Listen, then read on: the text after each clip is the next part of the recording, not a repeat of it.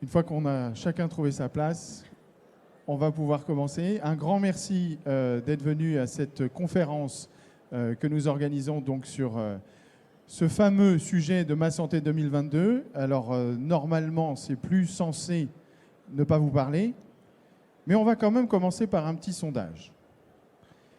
Quel est votre degré de connaissance ou de maturité sur le sujet de cette loi de transformation numérique en santé, Ma Santé 2022 ?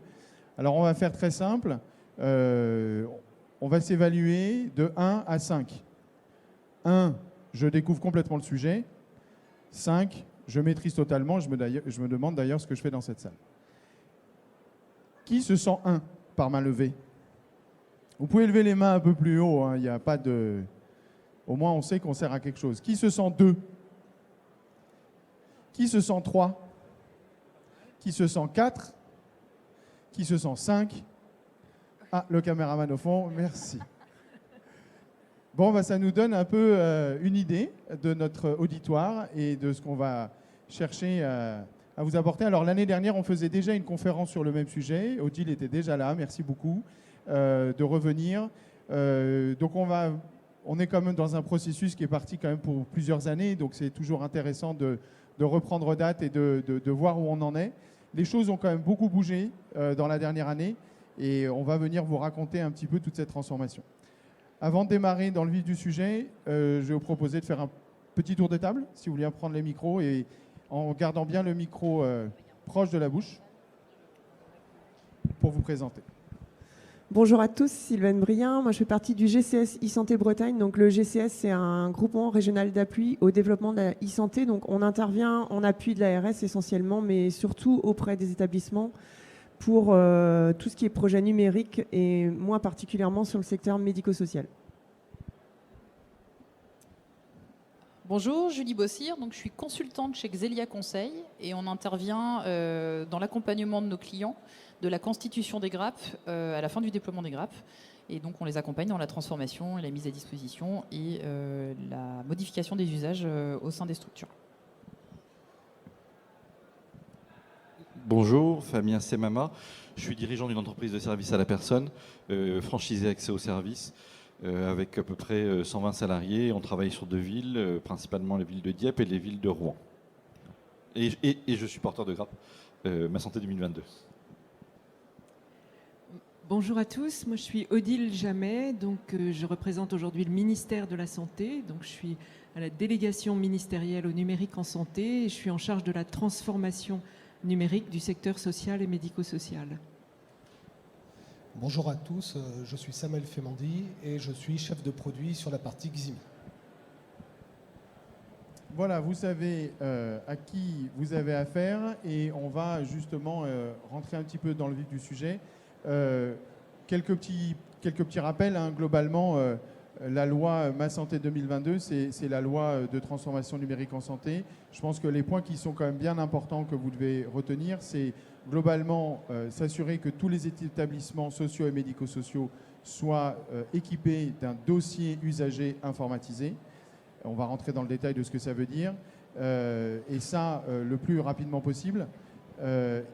Et le deuxième message qu'il faut bien comprendre, c'est quand même que pour la première fois, le mot santé va jusqu'au médico-social, ça veut dire va jusqu'au domicile. Vous êtes concerné par le mot santé. Désormais, quand vous entendez le mot santé, ce n'est pas le médical. Le mot santé, c'est la prise en charge du bénéficiaire dans son ensemble. Et donc, vous devez vous sentir concerné par ces sujets-là de transformation numérique au soutien d'une meilleure prise en charge de la personne aidée. D'accord ? Alors peut-être pour démarrer, on peut commencer par un petit témoignage peut-être de Fabien. Comment justement tu as ressenti cette reconnaissance du fait que les SAD puissent être désormais reconnus comme un acteur du médico-social? Alors, première impression quand même, mais j'imagine comme pas mal de responsables de services d'aide à domicile, comme une contrainte. C'est-à-dire que on nous demande quand même de nous aligner sur un certain nombre de choses et on a quand même pas mal de contraintes au quotidien. Et voilà. Et premier point comme une contrainte. Deuxième point en fait et qui vient positiver les choses, c'est que la perception était de se dire pour une fois on nous intègre. Alors on nous intègre par le biais de la problématique informatique, mais pour une fois, on se rend compte qu'on existe, que le domicile existe et que finalement, on fait un travail qui est dans cet écosystème-là, du médico-social. Et on travaille tous les jours avec des professionnels de santé, que ce soit des SIAD, des infirmières libérales, des médecins généralistes. Et pour une fois, on nous donne une place dans cet écosystème-là. Donc c'était quand même un élément qui était important et qui était, je pense, un élément de motivation pour avancer dans ce projet. Donc voilà, c'était à la fois une contrainte en se disant on va devoir répondre à des exigences nouvelles, mais on nous intègre dans cet écosystème-là et on va le faire par le biais informatique, mais le biais informatique est quand même le biais de un des outils de la coordination important. Donc du coup, voilà, c'est des éléments moteurs pour pouvoir à la fois porter une grappe et pouvoir justement avancer sur ces sujets-là. Merci beaucoup. Et Odile, peut-être qu'on peut reprendre un peu la genèse de toute cette transformation. Où est-ce que nous en sommes à cette étape? Alors effectivement, si on repart un petit peu de la genèse, l'État, pour la première fois, a vraiment pris le sujet du numérique en santé à bras-le-corps. La première raison étant que si on ne veut pas qu'il y en ait d'autres qui s'en emparent, on pense en particulier aux GAFAM, si on ne veut pas que nos données de santé se retrouvent dans les mains d'acteurs qui en feraient un usage non maîtrisé, par exemple, eh bien, l'État a vraiment décidé de reprendre la main et de développer un numérique en santé qui soit à la fois souverain, éthique, sécurisé et interopérable.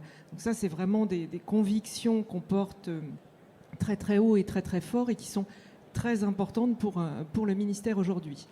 Alors, comment ça se traduit? Ça se traduit en particulier par la mise en place d'une plateforme numérique dont j'espère que vous avez tous entendu parler, qui s'appelle Mon Espace Santé.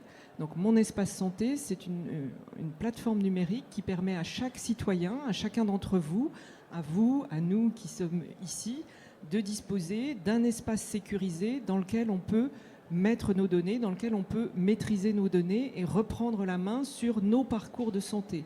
Donc ça, évidemment, c'est vrai pour nous en tant que citoyens, mais c'est bien évidemment vrai pour tous les usagers que vous accompagnez au quotidien dans vos structures.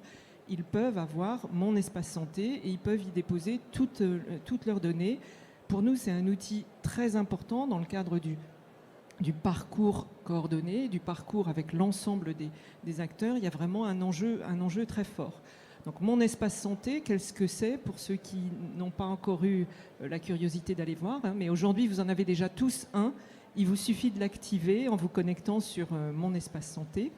Donc c'est à la fois ce qu'on appelle un coffre-fort numérique, donc c'est le DMP, le dossier médical partagé, qui vous permet d'avoir près de vous, de manière dématérialisée, tous vos documents de santé, que ce soit des prescriptions, des comptes rendus de biologie, des évaluations dans le secteur médico-social, le projet personnalisé, etc. Donc tous ces documents-là peuvent être dans le DMP.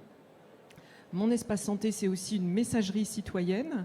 Donc c'est une messagerie sécurisée qui permet aux professionnels qui accompagnent un usager d'échanger avec les citoyens, avec les usagers qui l'accompagnent en toute sécurité. C'est aussi un agenda partagé, donc qui permet à l'usager de retrouver tous ses rendez-vous médicaux, mais aussi médico-sociaux, bien sûr. Et puis, c'est depuis peu un catalogue d'applications, donc qui sont aussi référencées, labellisées par l'État comme étant sécurisées, éthiques, et que vous pouvez retrouver dans votre espace santé.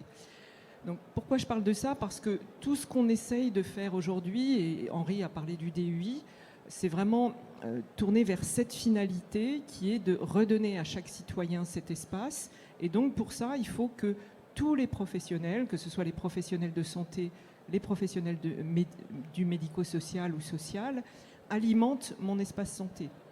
Donc, on est tous collectivement embarqués dans cette aventure. S'il y a des acteurs qui ne le font pas, eh bien, c'est quelque part une perte de chance pour l'usager puisqu'il ne va pas retrouver dans son espace sécurisé les documents auxquels normalement il devrait avoir droit.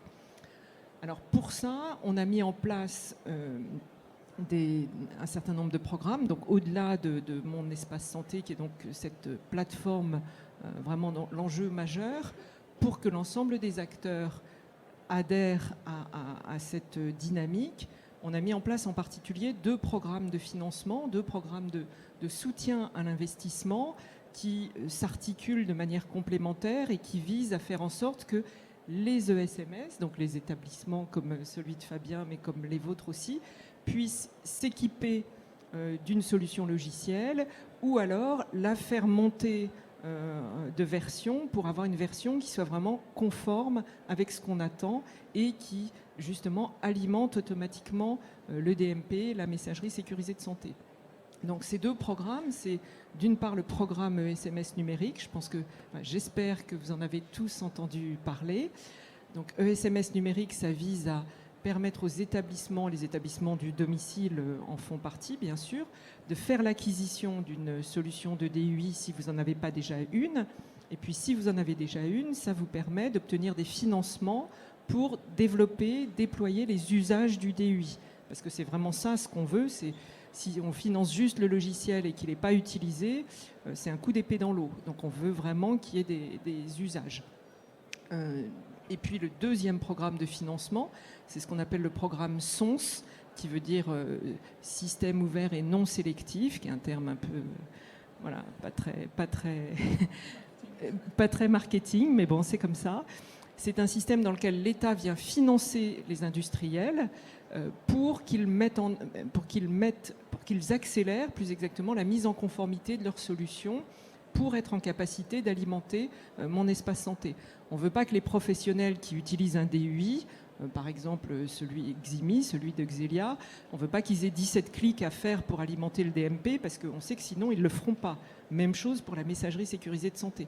Donc il faut que les solutions soient très ergonomiques, que ce soit très automatique, que les utilisateurs, les professionnels aient le moins possible de gestes à faire pour que cette alimentation se passe de manière automatique.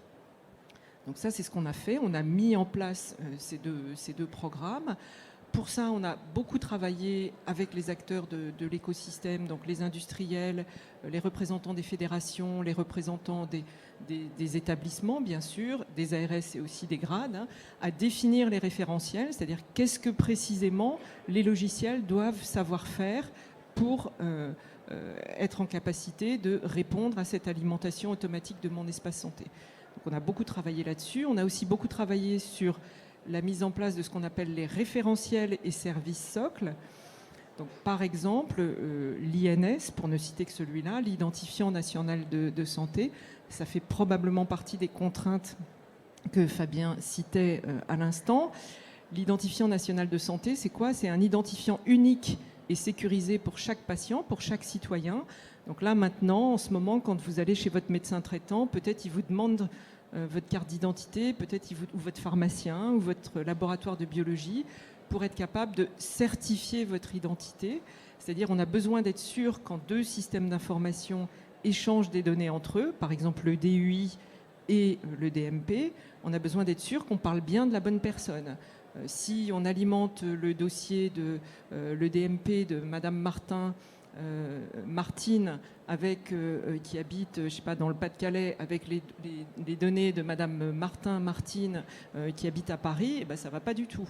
On a un problème de ce qu'on appelle d'identito-vigilance. Et personne n'a envie de retrouver les documents du voisin dans son DMP. Donc cet identifiant national de santé, il sert à être sûr, il sert à sécuriser que quand on accompagne un patient, quand on parle d'un patient, d'un usager, on parle bien de la même personne. Et ça, c'est hyper important. Voilà, donc on met en place, je ne vais pas les citer tous parce qu'il y en a beaucoup, mais on met en place donc, le DMP, la messagerie sécurisée de santé, l'INS, qui sont, Pro Santé Connect, j'y reviendrai, qui sont des composants, des référentiels et services socles qui permettent de sécuriser l'ensemble du dispositif. Ce qu'on a mis en place également, c'est des moyens dans les territoires, notamment, Sylvaine qui est là aujourd'hui. Je disais tout à l'heure, l'important, c'est qu'on arrive à sécuriser les usages, c'est-à-dire faire en sorte que tous les établissements et services sociaux et médico-sociaux s'emparent de ces dispositifs, mettent en œuvre ces projets numériques, mettent en œuvre ces versions dites Ségur. Et pour ça, on est convaincu qu'on ne va pas le faire, nous, depuis le 7e à Paris. Il y a 41 000 établissements et services sociaux et médico-sociaux. Et donc, on a besoin de relais dans les territoires. Donc, ce sont les ARS, ce sont les grades, ce sont les collectifs et SI médico-sociaux vers qui vous pouvez vous tourner pour vous aider à mettre en œuvre ces projets. Il y en a dans toutes les régions. Il ne faut pas hésiter. Évidemment, vous pouvez solliciter les industriels, vos industriels préférés. Mais il faut aussi aller vers les acteurs publics qui sont là pour vous aider. Puis je voudrais citer un tout dernier point, pardon d'être un peu longue.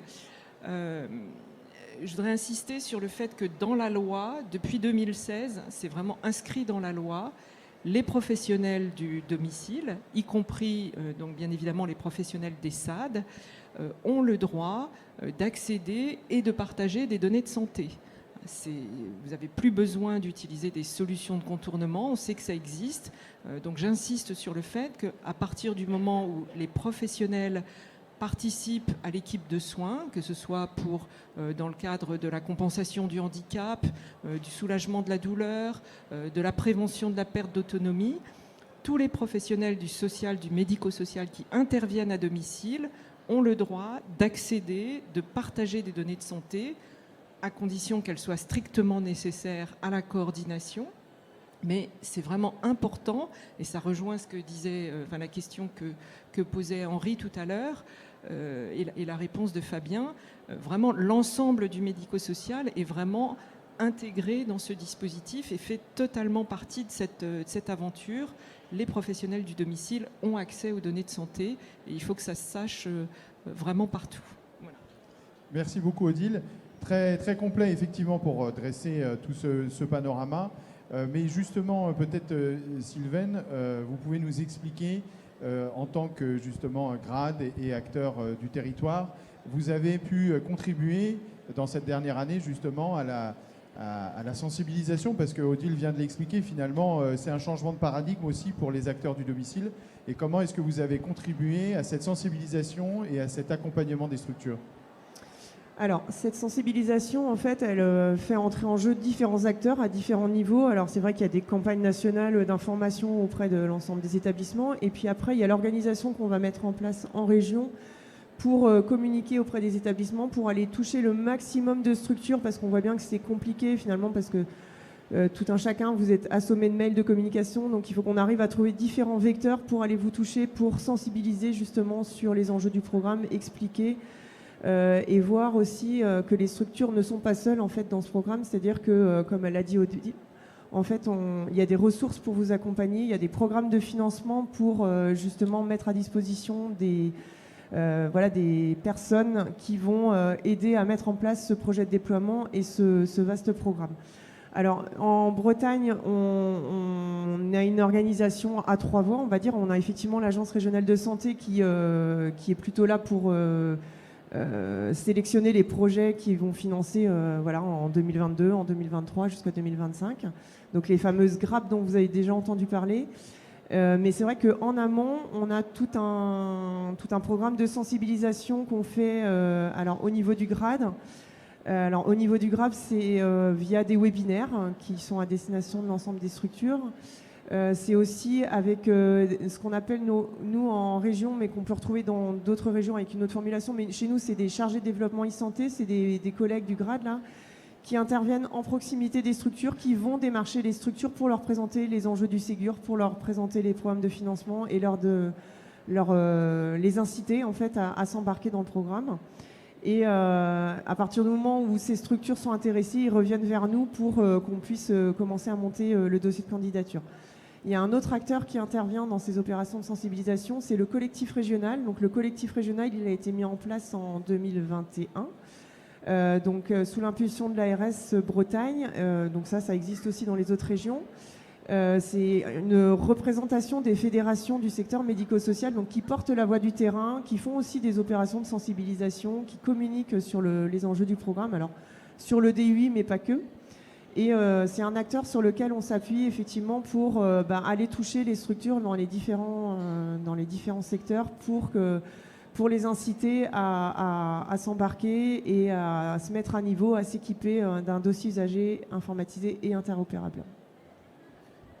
Parfait. Donc là, on a bien compris, avec tout ce qui a été dit jusqu'à présent, qu'il y avait bien deux programmes. Hein. Il y en a un qui cherche à donner des fonctionnalités dans un outil. Donc c'est le fameux SONS dont Odile a parlé. Et puis il y en a un autre, vous voyez, avec les acteurs qui sont autour de la table, il y en a un autre qui est comment on s'assure que cet outil va vraiment servir et créer des usages. Alors peut-être, Samuel, finalement, dans cette dernière année, alors Odile a parlé effectivement des exigences. Donc on a travaillé, nous, à 216 exigences qu'on a mis dans le logiciel. Comment s'est passée notre dernière année? Alors, je voudrais revenir sur quelques dates clés un petit peu. Je voudrais revenir sur quelques dates clés un petit peu sur cette aventure qui a commencé en juillet 2020 avec la cartographie d'Oximi et qu'est-ce qu'on attend d'un DUI. Puis en novembre, on a participé au premier Project Hackathon sur l'interopérabilité pour faire parler les systèmes entre eux. Et on arrive très vite à l'année 2021 avec beaucoup d'événements. Tout d'abord, en début d'année, c'est l'admission au SAD sur RESA. C'est la signature de la convention pour nous CNDA. Et puis, quelque chose d'assez fort pour Xelia, c'est la quadruple certification ISO HDS. Donc HDS pour hébergement de données de santé. Et tout ça nous amène sur une fin d'année assez mouvementée puisque Ximi est sélectionné pour intégrer le programme des pilotes Ségur. Et suite à cela, on a les premiers services socles qui apparaissent avec la certification à l'INS et l'homologation à ProSanté Connect. 2022 est tout aussi chargé pour nous puisque dès le début d'année, on est le premier éditeur sur les pilotes à valider nos objectifs. Donc on intègre un deuxième Project Hackathon sur l'ANS 2022. Et puis de juillet jusqu'à très récemment, novembre, nous avons participé au dépôt d'épreuves pour valider le DSR sur la première vague. Voilà. Très chargé, programme très chargé. Donc si j'illustre un tout petit peu ce qui vient d'être dit, il faut que vous imaginiez effectivement qu'on a travaillé en co-construction et encore une fois, merci Odile d'avoir impliqué avec l'ANS donc les éditeurs dans la réflexion sur le DSR. Donc le DSR, c'est le dossier de spécification de référencement. Donc ce sont donc ces 216 exigences. Donc il faut imaginer effectivement qu'en co-construction, on a écrit la liste des fonctionnalités qu'il doit y avoir dans vos outils pour vous permettre de faire ce que l'État attend de vous pour faire en sorte, dans la finalité, que mon espace santé soit alimenté. Donc tout ça a été extrêmement détaillé avec des scénarios de preuve, c'est-à-dire qu'on ne pouvait pas juste dire « c'est bon, on l'a fait ». Il fallait, pour chacune des exigences, on a filmé, on a une vidéo, 487 preuves ont été déposées pour justement prouver que nous avions fait ce qui était demandé par l'État. Donc c'est un énorme travail, un énorme investissement, en travaillant sur l'ergonomie, faire en sorte que ça soit simple. On va le montrer tout à l'heure, on a une petite vidéo que Samuel vous commentera pour vous dire concrètement, ça ressemble à quoi un DUI dans les faits. Alors, maintenant qu'on a compris qu'il y avait cet outil, qu'on a beaucoup travaillé là-dessus, Julie, est-ce que tu peux nous expliquer finalement comment ça se met en œuvre, quel rôle on a pu jouer? Parce que, alors je vais peut-être faire un tout petit sondage avant que tu prennes la parole. On a employé le mot de grappe tout à l'heure, un peu vite. Est-ce qu'en levage de main, vous pouvez nous dire ceux qui aimeraient qu'on redéfinisse ce que ça veut dire une grappe? Voilà.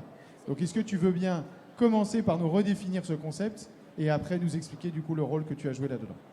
Sur la partie du programme SMS numérique, l'État a permis en fait d'aller chercher des subventions pour les structures et les structures qui se réunissent en grappe, c'est-à-dire qui ont facilité les ressources et les mutualisations des ressources et les synergies. L'idée, c'était de se dire, sur un même territoire, les structures peuvent se regrouper, à minimum 15 structures, donc ça peut aller bien au-delà, en fonction des territoires et des envies.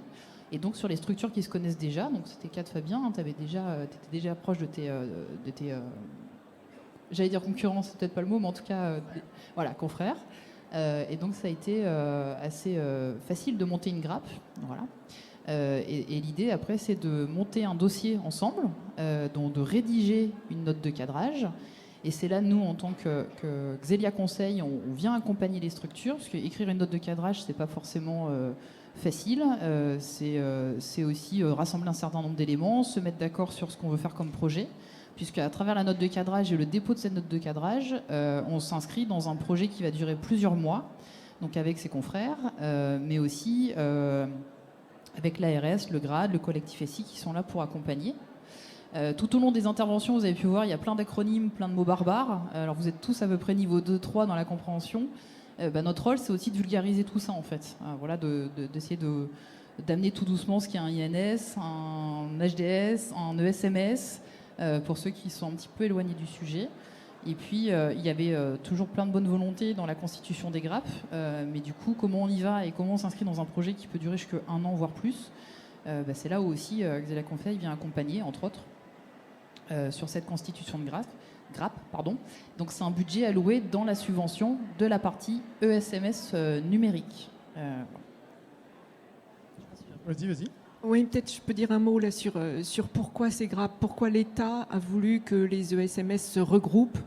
C'est parce que nous, on est vraiment persuadés, là aussi, enfin convaincus en tout cas au niveau de l'État, qu'à l'échelle d'un établissement social et médico-social, c'est difficile de dégager des moyens, des ressources humaines ou des moyens même financiers pour piloter, pour conduire un projet de système d'information, un projet numérique.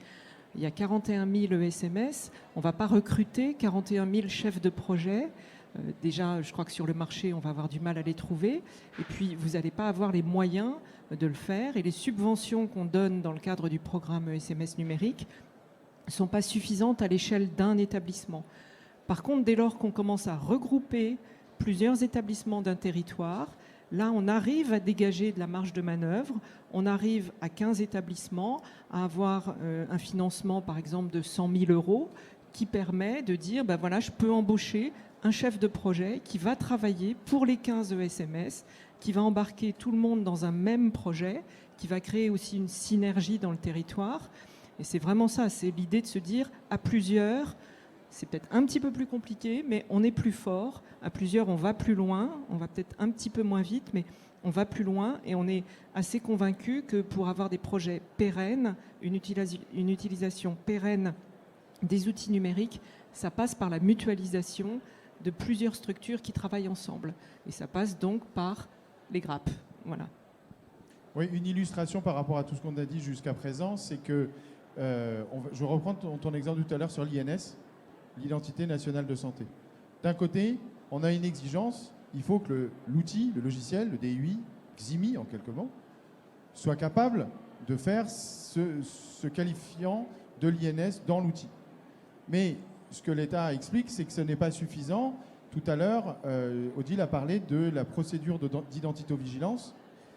Ben ça, typiquement, c'est le rôle de l'accompagnement dans les GRAP, de faire en sorte que ces procédures d'identité-vigilance deviennent une réalité pour vos structures. Parce que si vous avez un outil, mais que vous ne savez pas exactement comment on bascule vers ce processus d'identité-vigilance, ben vous êtes moins bien accompagné. Il y a de fortes chances que vous n'utilisiez pas l'outil. C'est ça le sens de ces doubles programmes, c'est qu'il y en a un qui est là pour l'outil et l'autre qui est là pour aller vers l'usage.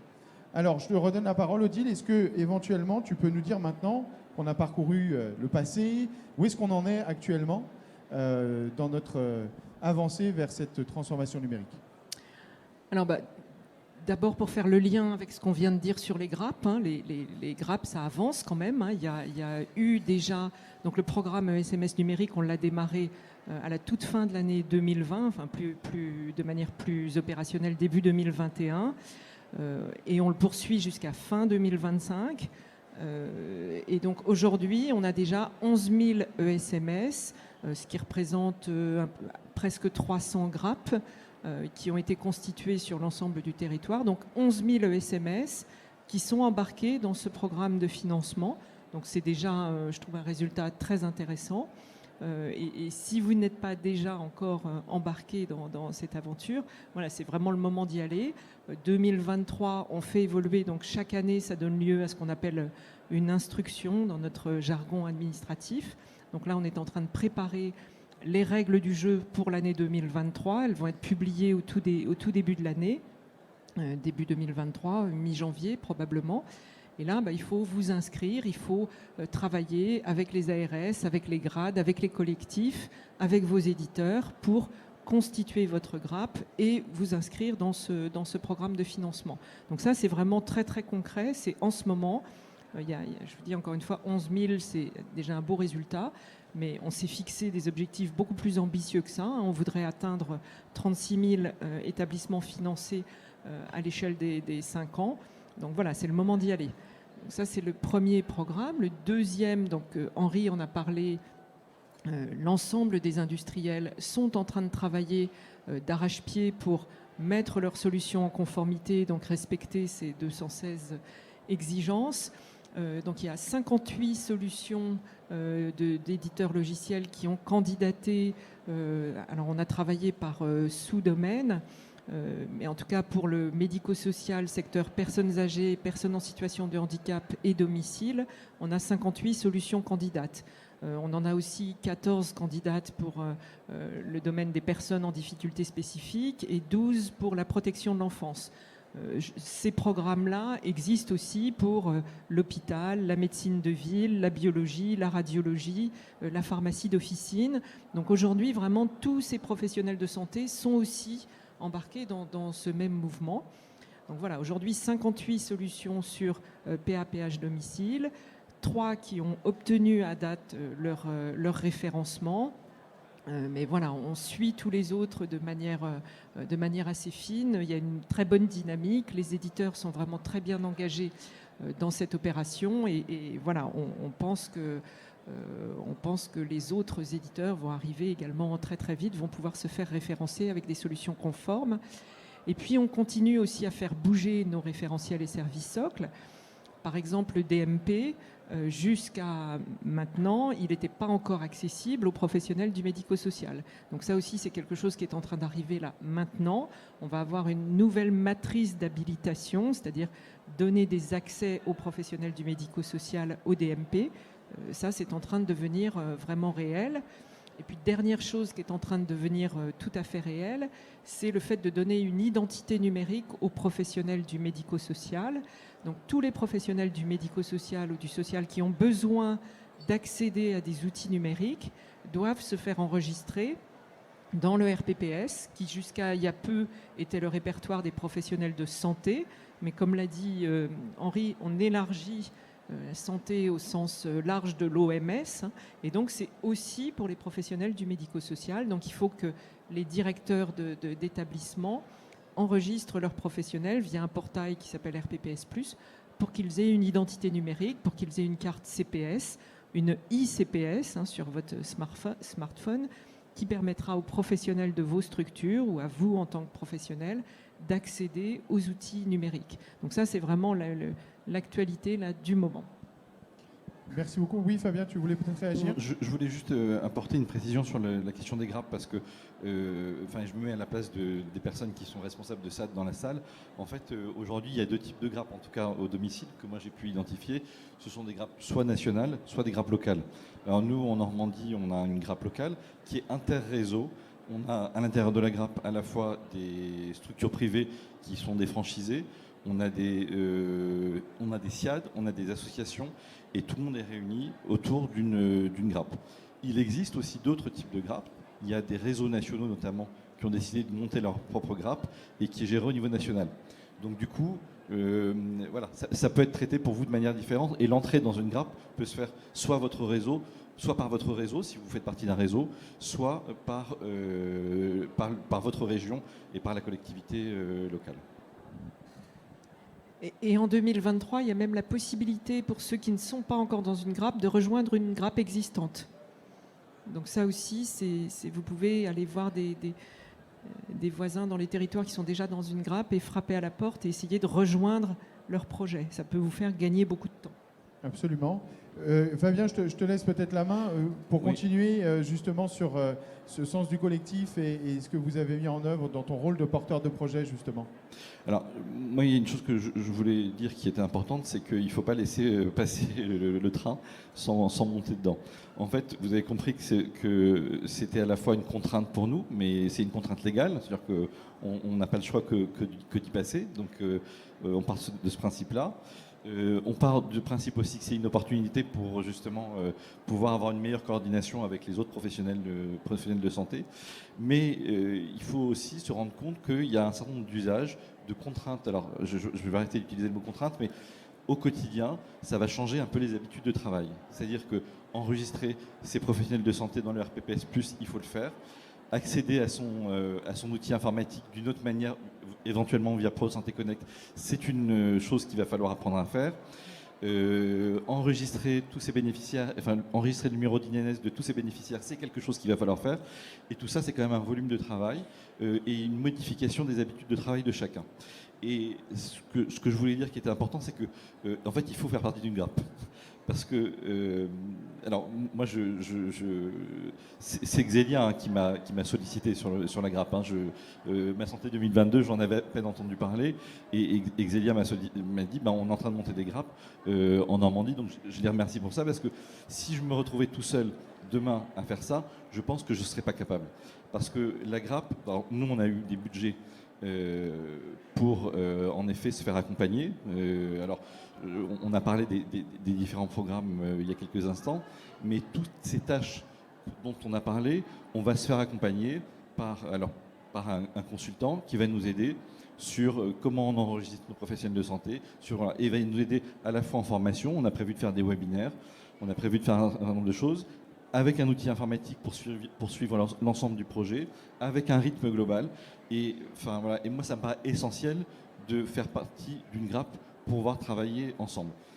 L'autre point, c'est que au-delà de l'aspect accompagnement, de l'aspect financier, puisque justement cet accompagnement a un coût et qu'on a pu bénéficier, nous, avec notre grappe en Normandie, de cet accompagnement, il y a aussi une dimension solidaire. C'est-à-dire que moi, dans ma grappe, alors moi je suis accès au service, il y a des membres de l'APEF, il y a des associations, mais on a tous les mêmes problématiques et on a tous besoin de travailler ensemble.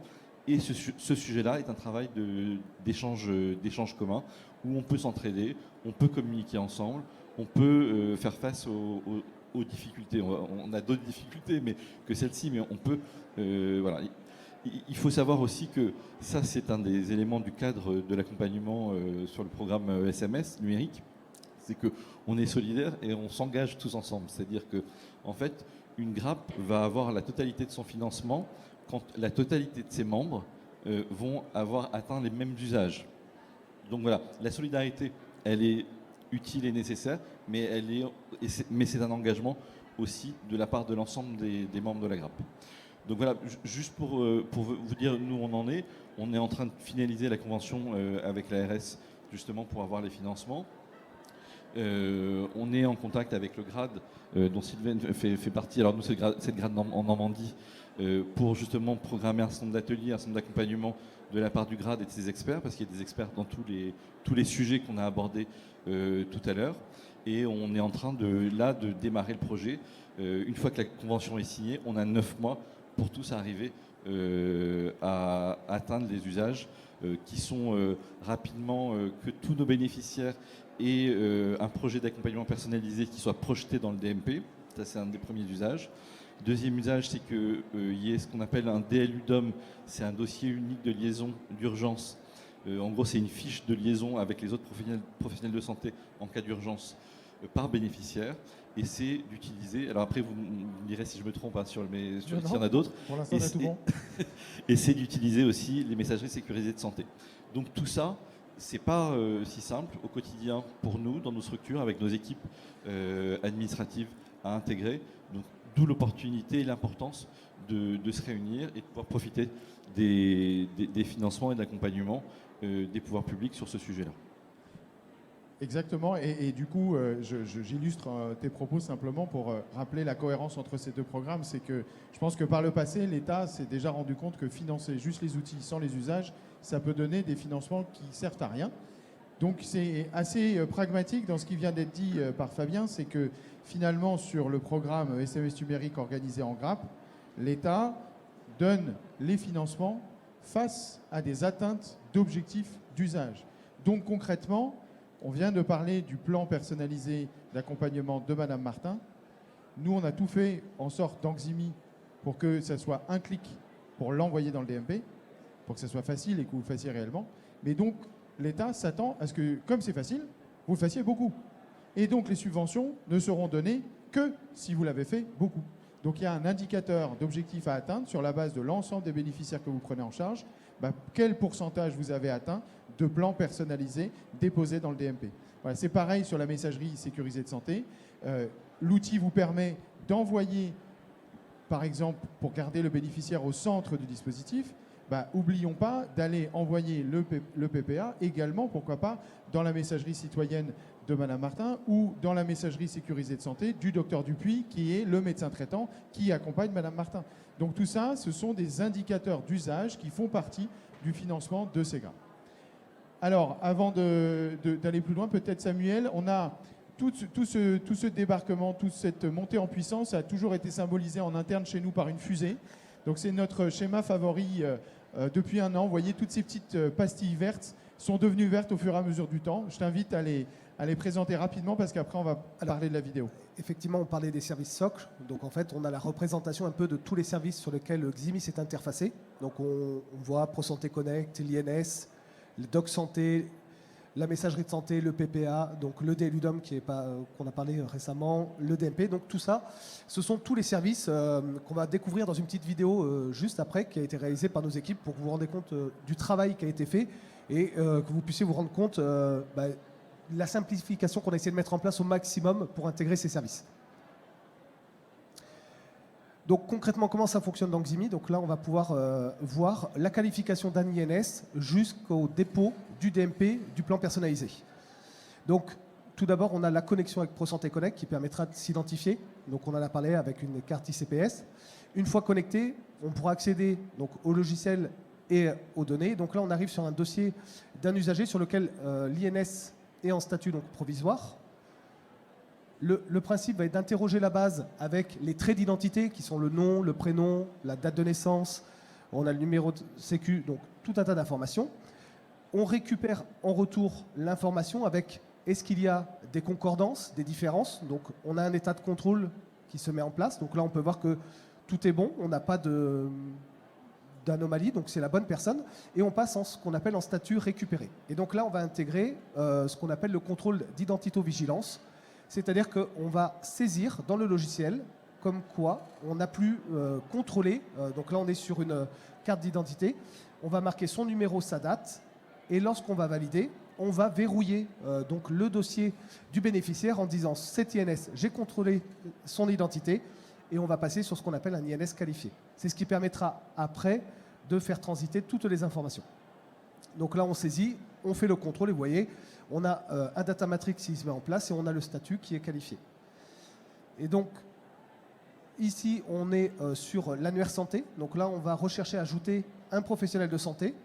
Donc on va taper son nom, son prénom, son département. Et vous allez voir qu'on va arriver sur une liste de professionnels certifiés. On va le valider et on peut l'ajouter après au dossier de notre bénéficiaire. Donc la première étape a été de le récupérer, on le met dans notre logiciel et après on peut l'appeler sur un usager. Ici on se trouve sur le plan personnalisé, donc c'est le plan projet personnel d'accompagnement et donc là on va assister à l'envoi dans la messagerie de santé de ce document et dans le dépôt du DMP. Donc là on a le bouton. On va choisir, alors on peut choisir, ici ce sont tous les membres, on va parler du cercle de soins, donc ce sont tous les professionnels qui gravitent autour du bénéficiaire. Et là on a envoyé dans la messagerie son plan personnalisé. Et la deuxième étape, donc ça c'est le dépôt dans son dossier, donc là on a un contrôle et tout ça est fait bien entendu du fait que l'INS a été qualifié, et en validé et c'est déposé. Voilà, donc là concrètement, on vient de voir en application les services socles qu'on a parlé depuis un peu le début sur concrètement comment ça fonctionne dans Ximi. Donc là, vous venez de voir ce qu'on essaie au maximum de simplifier le fonctionnement et effectivement au quotidien ce que vous aurez à gérer sur chaque bénéficiaire. Merci beaucoup Samuel. Donc vous voyez, c'est vraiment l'aboutissement d'un gros travail. On reprend les points évoqués par Odile au tout début de la conférence et il faut que ça soit à votre main, pratique. Vous voyez, on n'a pas changé d'interface, on est resté au même endroit, on est resté dans votre outil. On a fait l'interconnexion avec tous les systèmes et services socles, référentiels et services socles. Donc c'est un peu transparent pour vous, mais il faut bien se rendre compte au moment où on qualifie l'INS de Madame Martin, en fait on appelle un service de l'État et tout ça est interconnecté avec Ximi, il nous fait avancer dans le processus jusqu'à obtenir ce fameux data matrix, ce QR code qui va accompagner Madame Martin. On n'a pas eu le temps de tout mettre dans la vidéo, mais en fait, ce petit identifiant, il va être sur le document PPA, sur le document DLUDOM, pour que, en fait, si le docteur Dupuis, demain, édite le PPA que vous avez écrit, en haut à droite, il y a ce fameux data matrice qui lui permet de s'assurer lui-même que c'est la bonne Madame Martin quand il est en train de traiter le dossier de Madame Martin. On est allé assez vite sur les contacts santé, mais c'est très important également. L'État a fait en sorte d'avoir un annuaire santé qui rassemble tous les professionnels de santé. Mais si je dois qualifier le docteur Dupuis dans la fiche de Madame Martin, comment je connais son adresse messagerie sécurisée de santé à ce docteur Dupuis?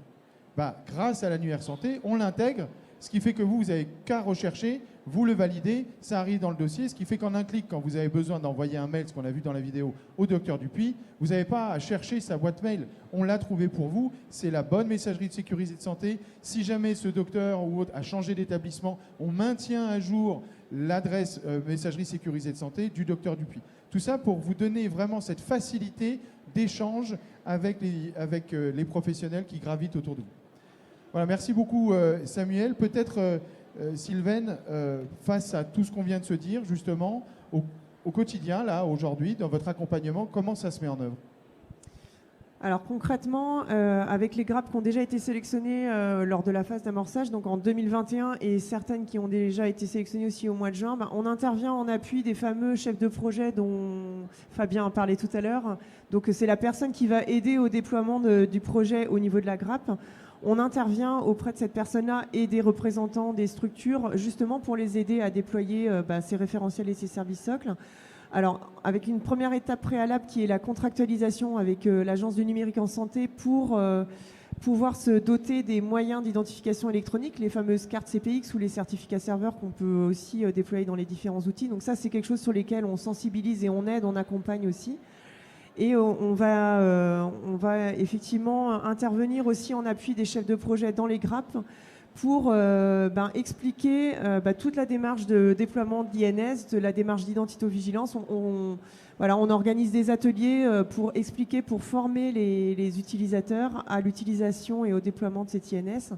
Et puis là, on est en train de mettre en place aussi des pilotes sur l'alimentation du dossier médical partagé, donc de mon espace santé, pour voir avec les structures quels sont les documents pertinents à alimenter dans mon espace santé, qu'est-ce que ça va avoir comme impact dans leur structure sur l'information des usagers, sur la pratique au niveau des professionnels, comment aussi on va communiquer avec nos partenaires en leur disant voilà, maintenant nous on est équipé d'un DUI interopérable, on est en capacité d'alimenter le DMP, donc on est en capacité de vous partager de l'information.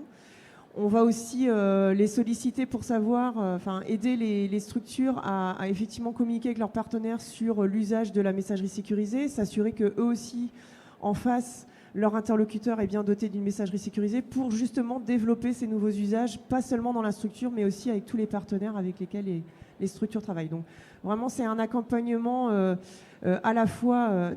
forcément du chef de projet qui est nécessaire au niveau de la grappe, mais ce chef de projet, il n'est pas tout seul, il se fait accompagner aussi au niveau du grade et au niveau de son éditeur forcément pour déployer cet outil et ces nouveaux usages. Parfait, oui, si on illustre encore avec deux cas concrets, je voudrais rebondir sur le DLUDOM qui a été évoqué tout à l'heure, mais c'est justement un cas pratique. Ce dossier de liaison d'urgence, c'est toujours cette idée que si Madame Martin tombe à son domicile, que les pompiers interviennent, qu'elle arrive au SAMU, vous avez produit un document qui va être fondamental, qui est le dossier de liaison d'urgence, qui va reprendre tous les éléments principaux en rapport avec Madame Martin, qui va faciliter une bonne prise en charge de Madame Martin. Et ça, c'est grâce à votre travail au début de l'histoire, transmis dans le DMP, ce qui fait que les médecins qui vont pouvoir agir vont avoir accès à cette information. Aujourd'hui, l'information leur arrive bien trop tard, alors que s'ils avaient eu cette information au début, Madame Martin aurait été bien mieux prise en charge. Autre exemple, au travers de la MSS, nous, dans les exigences, il est prévu également, là on a parlé dans notre vidéo d'un envoi, donc vous êtes acteur pour alimenter vers quelqu'un d'autre, mais vous allez également recevoir. Le but, c'est que vous, en tant qu'acteur, quand vous êtes en échange avec une autre structure ou un professionnel qui intervient également chez Madame Martin, que vous puissiez recevoir des documents qui arrivent de l'extérieur. Et dans tout ce qu'on a développé, quand un message arrive par la MSS sur votre boîte, qu'elle puisse être intégrée automatiquement dans Ximi et que les documents qui ont été transmis puissent être interprétés par Ximi et rangés automatiquement dans le dossier de Madame Martin selon les exigences de compatibilité de Ma Santé 2022. Voilà, ça c'est pour réillustrer ces propos. Alors, Julie, à ce stade, tu ne l'as pas rappelé tout à l'heure, mais donc combien de grappes auxquelles on a participé? Où est-ce qu'on en est? Combien ont été validées par les différentes ARS? Alors, on a aidé nos clients à déposer 19 grappes au niveau de toutes les ARS en 2022. Donc, à date, on a 7 retours positifs. On en attend des autres retours, parce que du coup, on aura les réponses a priori plutôt mi-décembre. Sur certaines grappes qui avaient été effectivement validées, dont celle de Fabien, en milieu d'année, on a commencé à déployer. Donc, voilà, une fois que toute la partie note de cadrage, dépôt et acceptation est passée, on arrive sur l'accompagnement, donc le fameux chef de projet, consultant, AMOA, il y a plusieurs noms pour l'appeler. Et donc là, on vient accompagner les grappes. Alors, on a parlé de la qualification UNS. On a vu qu'il y avait un outil facilitant. Il y a les grades, les ARS qui accompagnent également sur la sensibilisation et la compréhension de tout ça. Nous, on va venir en appui, en cadencement de ce projet, puisqu'il y a beaucoup d'étapes à passer. Et c'est en plus de votre quotidien. Donc c'est vrai que dans le quotidien, le retour qu'on a, c'est qu'on a déjà beaucoup de choses à faire, etc. Et ça, on le sait. Donc l'idée, c'est de vous accompagner. Donc voilà, la contractualisation avec l'ANS est la première étape. Comment on va s'inscrire dans cette démarche, les éléments qu'il faut, ce que ça engendre. Voilà, la commande de carte professionnelle, c'est complètement nouveau. Donc il y a vraiment une première phase d'acculturation. En tout cas, c'est le retour que j'ai aujourd'hui des premières grappes qu'on déploie, comprendre un petit peu ce nouveau monde. De toute façon, les premières choses qu'on me demande, c'est est-ce que tu n'as pas un lexique de tous les acronymes, parce que je suis complètement perdue. Donc on fournit bien évidemment un lexique. Et ensuite, on va venir juste aider à cadencer sur le plan de charge en disant, alors, attends, pas d'inquiétude, il y a 9 mois, il faut le faire dans un certain ordre pour que ça fonctionne bien. Par exemple, on parlait de l'INS.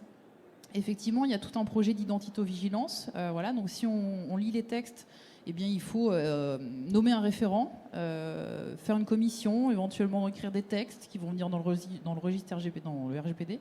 Et puis derrière, un procès verbal aussi sur l'auto-homologation. Voilà, plein de choses qui peuvent faire peur, mais quand on vous aide à les décortiquer, à les planifier dans le temps, finalement, c'est acceptable et plutôt digeste. Et concrètement, sur l'INS, on parle d'aller qualifier un INS pour un nouveau bénéficiaire. Est-ce que concrètement, dans vos process, vous avez déjà identifié les 5 traits qu'il faut aller chercher pour le faire? Parce qu'une fois que c'est inscrit dans Ximi, c'est bien, mais avant ça, est-ce que vous avez dans vos contrats et dans vos process ce qu'il faut pour aller les chercher? Et puis surtout les bénéficiaires existants.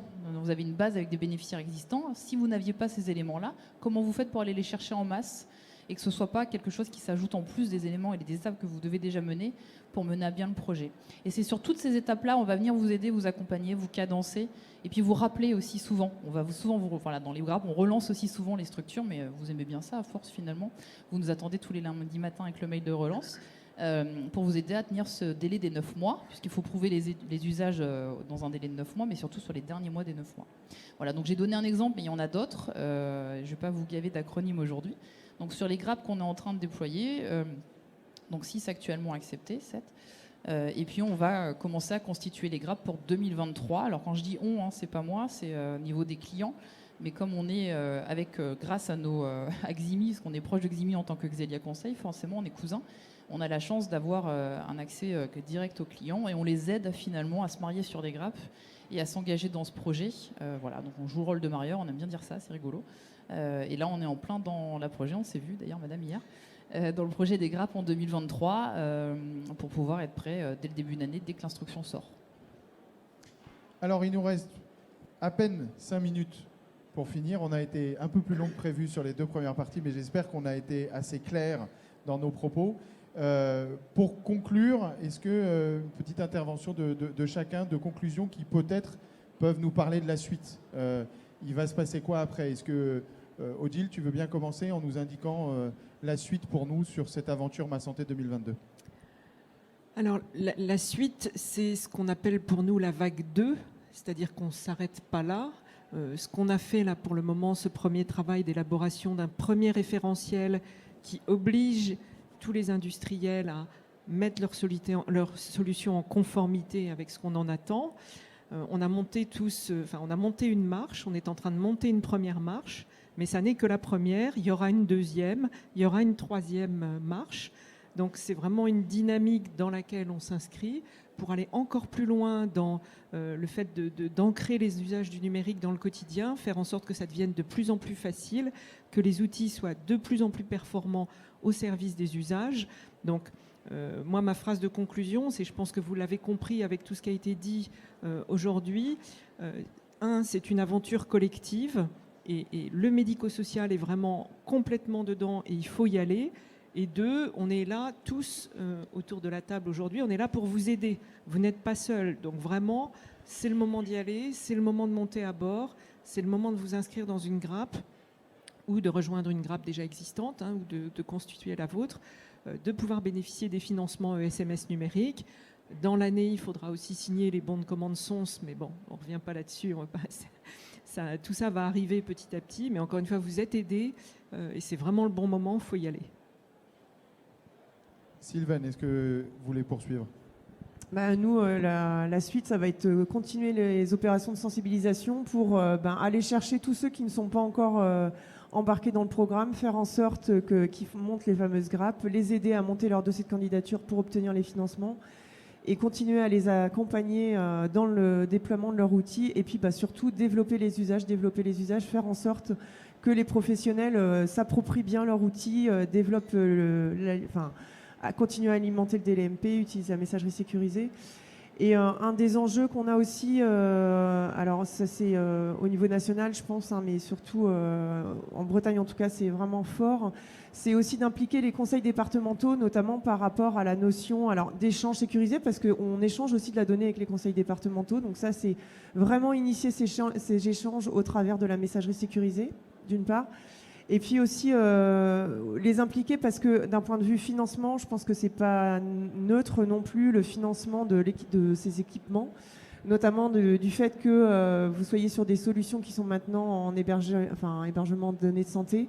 Ça a des coûts qui ne sont pas neutres et c'est vrai qu'on a besoin de sensibiliser les départements là-dessus parce que je pense que vos structures seront amenées à leur demander peut-être du financement complémentaire par rapport à ces augmentations de coûts. Fabien ? Moi, je voudrais dire 2 choses. La première chose, c'est si vous faites partie d'une grappe, allez-y, parce que ce sera quand même beaucoup plus simple que de se retrouver tout seul face à sa mise en conformité. Et puis moi, il y a une autre chose que je voulais partager, c'est que pour moi, entre guillemets, ce travail qu'on fait là, c'est un travail de base et de socle, c'est-à-dire on se met à niveau et on peut pouvoir partager les éléments. Mais en fait, moi, je me rends compte à travers ma structure qu'on a énormément de données au quotidien qui sont intéressantes à partager. Savoir si le bénéficiaire a bien mangé ces dernières semaines, ces derniers jours, savoir, on fait parfois des suivis d'élimination, savoir si les éliminations ont été correctes, savoir son humeur. En fait, c'est des éléments que nous, on a, qui sont aujourd'hui, par exemple, dans mon agence, en version papier. On est encore au carnet de liaison numérique papier. Mais en fait, ces éléments-là, ils seront particulièrement intéressants pour moi à communiquer aux infirmières libérales, aux médecins généralistes, aux gériatres, parce qu'ils vont les aider, moi je pense, je ne suis pas médecin, mais je pense qu'ils vont les aider dans leur diagnostic et ils vont les avoir en accès permanent. Donc moi, là on est en train de faire un travail de base avec des documents de base, mais je pense que derrière, mais ça n'engage personne d'autre que moi, je pense que selon les projets et selon les exigences qui seront demandées au fur et à mesure, mais partager ces informations-là dont nous on dispose en service d'aide à domicile, je pense que ce sera vraiment utile. Et puis c'est vrai aussi recevoir des informations, ne serait-ce qu'on parlait du DLUDOM, que l'hôpital sache que en fait, le SAD c'est accès au service ADIAP et son numéro de téléphone c'est ça, ça va les aider aussi à nous contacter plus facilement qu'aujourd'hui ça passe par les familles où c'est pas toujours évident. Donc voilà, donc moi j'espère qu'on aura avec cette coordination entre guillemets informatique la possibilité d'échanger ce type de données-là au travers notamment du carnet de liaison numérique. Voilà. On arrive à la fin. Julie, juste peut-être un petit mot de conclusion également. Oui, le mot de conclusion, c'est si vous n'êtes pas engagé, n'hésitez pas à venir nous voir. Voilà, on est à votre disposition aussi pour répondre aux questions. On a fait beaucoup sur le salon de pédagogie et de sensibilisation. Sur ce qu'est Ma Santé 2022, est-ce que vous êtes éligible, est-ce que ça vous concerne, voilà, donc il ne faut pas hésiter.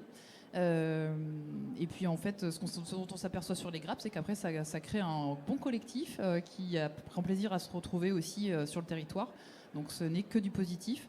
Je crois qu'on n'a pas trop citer, mais on manque de temps aussi. C'est une reconnaissance pour les intervenantes, finalement, d'être reconnues comme professionnelles de santé, que leurs données recueillies servent et sont vraiment utiles. Alors, je pense qu'elles n'en doutaient pas et qu'ils n'en doutaient pas, mais on les utilisait pas forcément à bon escient tout le temps.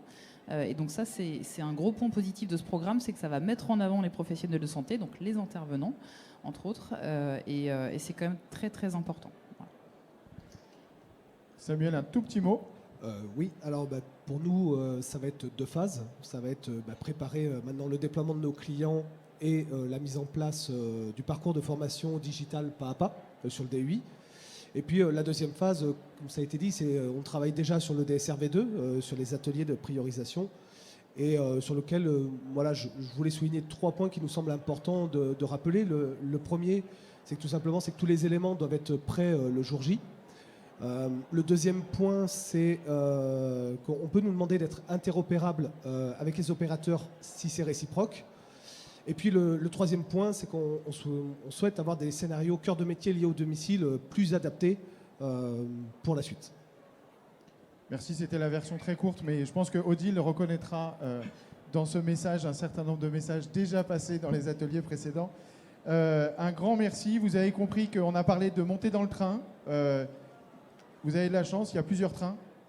Il faut juste au moins connaître l'adresse de la gare. Donc allez-y, montez dans le train. Je pense qu'il est important que vous compreniez que tout ce dont on est en train de parler, je vais reprendre l'image du socle qui vient d'être évoqué, mais hier on animait une conférence sur les services autonomie.